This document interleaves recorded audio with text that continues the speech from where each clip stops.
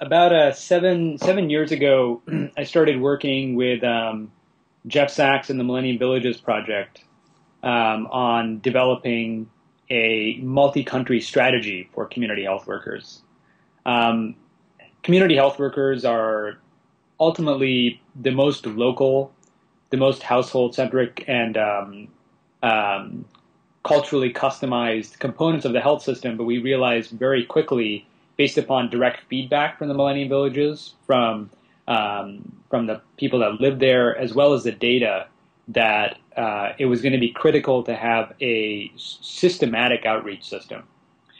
We also found that um, it was health workers were a common pathway, meaning that if you had to reach a group of people because you thought that malaria prevalence was high, once you got there, you also realized that in that same area that diarrhea, following up with HIV/AIDS, maternal care, infant care, all of these were kind of common pathways of the delivery system, and there needed to be a common person that was actually reaching them. And instead of thinking about this in terms of how do we get malaria treatment out to the Millennium Village, our view switched to that of the people that live there in the households and the communities, which was, since you have a person here, how do you create a system or ability to actually support us, especially for communities where there's a high likelihood that they would not even get to the clinic in the first place.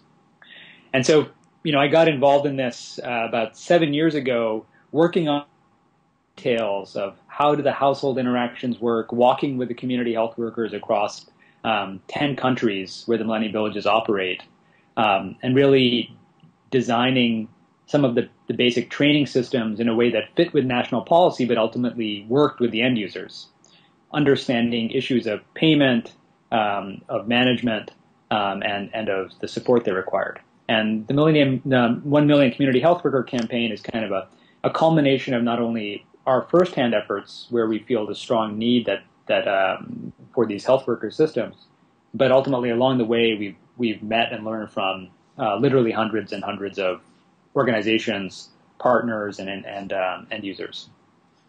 So your research led you to conclude that it will be a more effective investment to invest in human capital than to use equivalent investment in I don't know, pharmaceutical products or any other kind of healthcare service. Make a zero-sum conclusion out of it. I'd say that if you have invested in pharmaceuticals, you still need some way for people to get it. If you've invested in human capital systems, you don't have to think in the pharmaceutical lens. You can think about the multiple ways that you can have human support for people. And sometimes that doesn't involve pharmaceuticals at all. Sometimes that involves critical messaging, protocols for danger or escalating care. Some of it may involve pharmaceuticals, some may not. But if you want to create an integrated outreach system, then you need to have both human capital present as well as the support, of which pharmaceuticals are one type. Okay, and what made you decide that community health workers would be a better avenue to achieve that, rather than trying to address like the shortage of other, highly trained healthcare providers like doctors or nurses or something Sure. like that? Again, I'd say that it would be, again, a non-zero, it's not a zero-sum situation, except that if you look at a country like Tanzania, for instance, the ratio of doctors to to people is about 1 to 28,000. Same thing for nurses.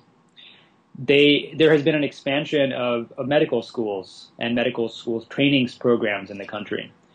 You're going from a capacity of around 300 to, even if you triple it, over the course of rapidly, you're not really putting in a serious dent in that ratio.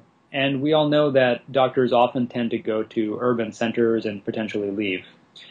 We strongly feel that investing in locally rooted systems where people live and work will be effective ways to retain the investments that are made into the human systems, and at the same time actually hitting the very high priority, very clearly defined conditions that we think community health workers can move the needle on.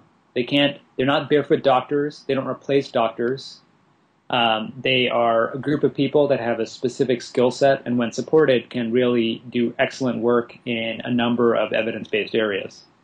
And from a cost perspective and a logistics and deployment perspective, and given the fact that you're pulling from people in the community and rapidly training them over the course of a couple months, followed up by embedded supervision and management, you can actually rapidly start hitting the highest need issues without waiting for the long pipeline of training that is a nurse or a doctor.